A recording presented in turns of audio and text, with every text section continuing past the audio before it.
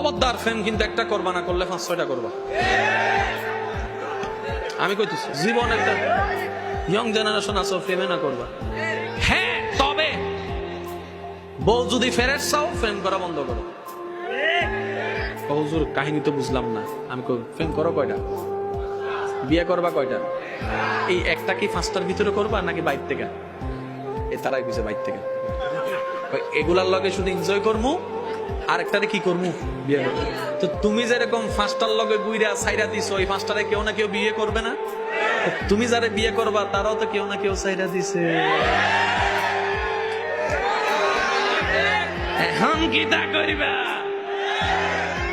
তুমি যেমন অন্যের সারাটারে করবা, তোমার সারাটারে অন্য কেউ করবে।